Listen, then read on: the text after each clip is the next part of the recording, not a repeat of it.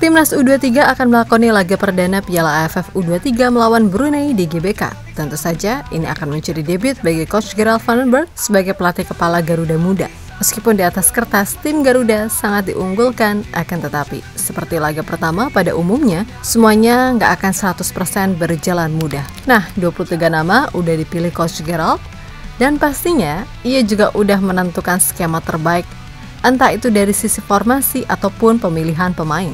Namun di satu sisi, seperti biasa akan ada pihak-pihak yang merasa julid sendiri. Yang mana dalam hal ini, ya siapa lagi kalau bukan media Vietnam. Yap, media-media Nguyen Mania menilai jika komposisi timnas U23 kali ini terbilang aneh. Bahkan media di sana juga merasa Indonesia nggak akan bisa berbuat banyak. Akan tetapi Coach Gerald yang mengetahui itu memilih untuk bersikap chill. Bahkan secara tersirat, mantan pemain PSV tersebut memberi statement yang seolah-olah mengskatmat balik Nguyen Mania. Sesuatu yang pada akhirnya dianggap serius nih sama mereka. Sementara itu, terkait Mauro Zelstra, Coach Gerald sendiri menegaskan jika penyerang 20 tahun tersebut akan datang. Namun perihal kedepannya soal siapa juru gedor timnas U23, ia belum bisa memastikan dan mengembalikan semua ke pemain tentang siapa yang emang paling layak, tergantung dari form di latihan atau mungkin nantinya di level klub.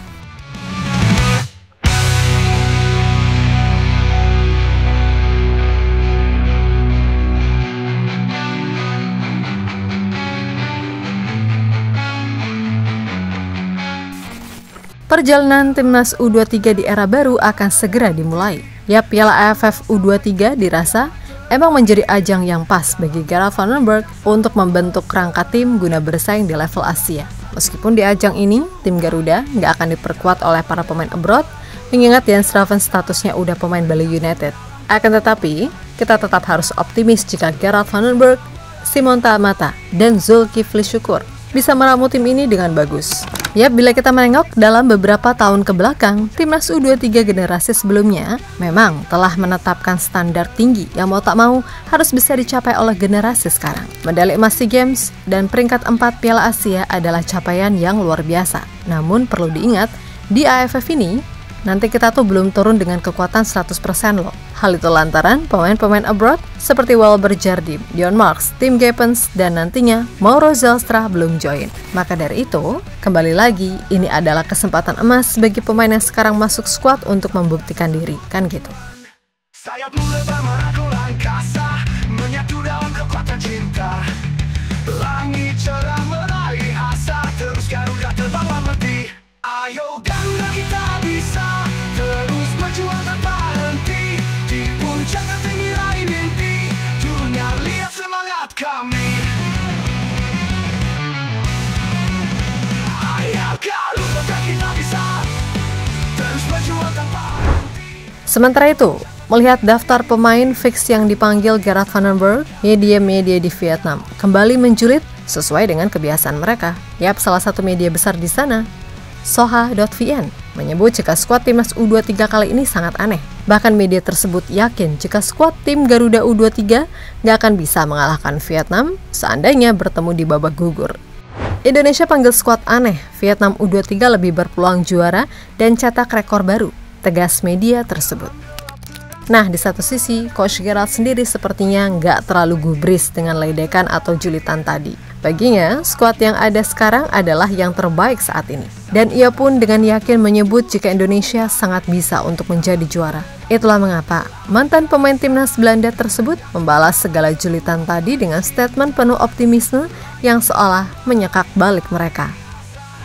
Saya dan staf pelatih sangat menantikan turnamen ini, dan saya senang dengan para pemain yang saya pilih. Kami akan melakukan segala yang kami bisa untuk tampil sebaik mungkin demi Indonesia. Karena itulah kami bermain untuk membuat Indonesia bangga. Di setiap pertandingan, kami bertekad untuk memenangkan laga. Jadi ketika kami turun di 3 kompetisi, itu berarti kami akan berusaha memenangkan gelar di ketiga ajang tersebut. Saya rasa itu hal yang wajar, tegas Gerald van den Berg dengan nada optimis. Nah, mendengar jawaban Coach Gerald, adapun Soha merasa tertantang dengan kepercayaan diri van den Berg. Dalam wawancara terbaru, pelatih Gerald van den Berg mengeluarkan pernyataan yang sangat meyakinkan. Ia optimis timnas Indonesia U23 mendapatkan hasil positif di Piala AFF U23 2025. Saat ini timnas Indonesia U23 masih mematangkan persiapan akhir sebelum turun di Piala AFF U23 2025. Mereka tergabung bersama Malaysia, Filipina, dan Brunei di grup A Piala AFF U23 2025, tulis media tersebut. Lebih lanjut, Soa sendiri bagaimanapun tetap berusaha memandang Indonesia sebagai ancaman, walaupun mereka menempatkan tim Garuda di bawah Thailand serta Malaysia sebagai pesaing. Hal itu murni karena keberadaan dua sosok legendaris di dunia sepak bola internasional seperti Gerard van den Berg dan Simon Tahmata. Serta ada juga Zulkifli Syukur yang juga biar gimana pun semasa bermain sangat familiar dengan nuansa persaingan sepak bola Asia Tenggara. Nah, Coach Gerald sendiri dalam interview terakhir juga menyinggung soal kedatangan Mauro Zalstra, di mana ia memastikan pemain FC Volendam tersebut akan datang untuk mengisi persaingan di lini depan. Akan tetapi, masalah nanti siapa yang akan jadi pilihan utama, terutama untuk event kualifikasi Piala Asia, semua tergantung dari apa yang mereka tunjukkan di level klub ataupun latihan. Kemudian untuk laga melawan Brunei, Coach Gerald paham jika mungkin penonton kurang antusias karena lawannya di atas kertas mudah. Namun dengan segala kerendahan hati, ia meminta supporter untuk datang langsung memberikan dukungan bagi anak asuhnya di laga perdana yang biar gimana pun sangat penting. It's always you have to show what you can do, and it's also for Jens Graven. I mean, we have very good strikers. Mauro Zalstra will come, and we have hockey, and they have to make competition also to show who is the best player. I think that's also important to level up. Tomorrow is of course a game, but there will not be many spectators. Hopefully they will come, but we have to focus on the game. And we know that the Indonesian crowd is always really behind the team, and hopefully tomorrow it's the same. Ya, berbicara soal striker timnas U23 khususnya untuk di level Asia besok, sedikit nih Mimin singgung. Sebenarnya dari sisi statistik, baik hoki ataupun Jens Graven terbilang bagus loh. Kita bahas hoki dulu. Ini pemain meskipun sering kena roasting netizen, tapi statistik membuktikan di level U19, U20, U22, U23, dan senior, pemain 20 tahun ini udah mencetak 12 gol dari 31 pertandingan di lintas kelompok tadi. Dan sebenarnya, ini pemain potensinya gede, karena ketika di Garuda Select pun, dia adalah top skor tim di musim keempat dengan 14 gol. Tapi ya gitu, banyak faktor yang membuat penampilannya menurun. Namun kembali lagi, siapapun mereka yang bermain untuk Merah Putih ya udah harus kita beri support serta kritik membangun, jangan hujatan, kan gitu. Lalu soal Jens Graven, dirinya udah bikin total 8 gol dari 17 pertandingan untuk timnas di level U19 dan U20. Nah sebenarnya potensi Graven ini juga terbilang oke, apalagi IQ footballnya juga terbilang gede, mengingat ia juga udah punya lisensi pelatih UEFA B-Youth di usia semuda ini. Akan tetapi, semua paham jika dia baru aja teken kontrak profesional pertamanya bersama Bali United. Suka nggak suka, sebenarnya itu cukup disayangkan karena umurnya masih muda, Paul. Bukan masalah klubnya, karena semua tahu Bali United salah satu tim yang pengelolaannya paling profesional, serta kini punya jajaran pelatih yang kualitasnya nggak main-main. Tapi ini lebih ke masalah kultur Liga Indonesia. Ya, moga-moga aja deh, Graven ini nggak keblinger dan tetap bisa fokus ningkatin formnya. Karena biar gimana pun, persaingan ke depan akan jadi lebih sulit ketika Mauro datang. Dan statistik Mauro di U21 Volendam pun jauh lebih mentereng dari Jens Graven, yang di Dordrecht statusnya masih pemain youth, serta lebih sering jadi sub-spula.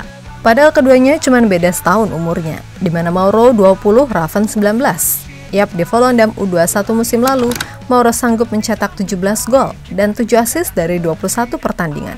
Dan Mauro juga berhasil 7 kali masuk skuad utama Volendam, yang mana besar kemungkinan Mauro juga akan masuk jadi bagian tim ini untuk main di Eredivisie. Terlebih kontraknya juga masih sampai Juni 2027 dan ada opsi perpanjangan.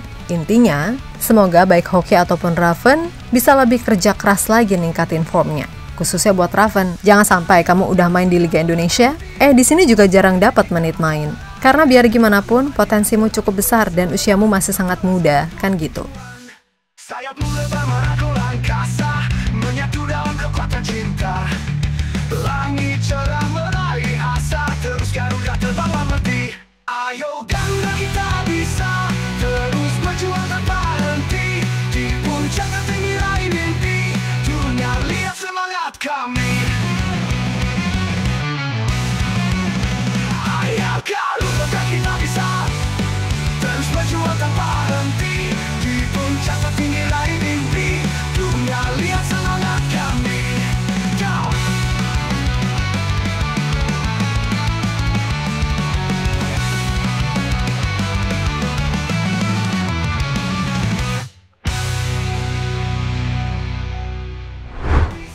Yap, terlepas dari apapun, semoga aja Timnas U23 bisa meraih hasil positif di ajang Piala AFF U23.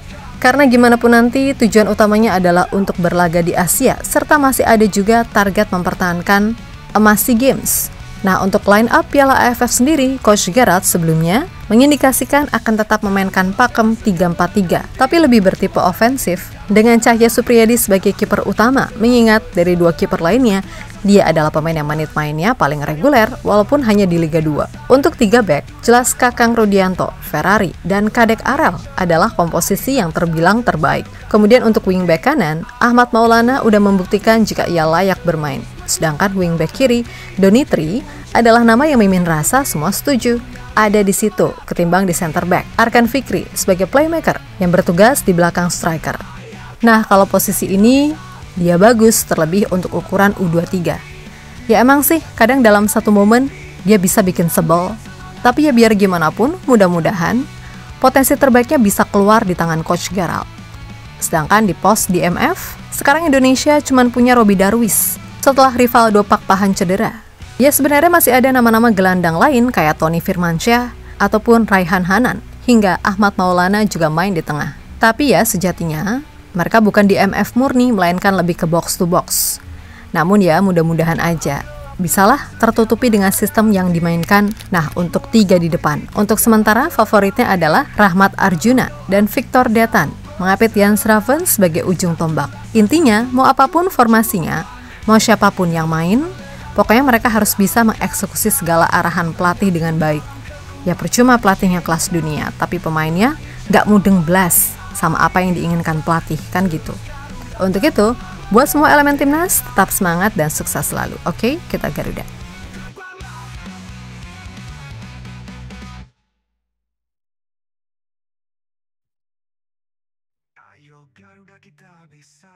Itu dia pembahasan kali ini. Jangan lupa like, komentar, dan subscribe kalau kamu Garuda fans sejati. Kita ketemu lagi di video selanjutnya. Dan ingat, dukunganmu adalah bahan bakar semangat timnas. Saya Dinar dari Gals pamit. Dukung terus timnas Indonesia.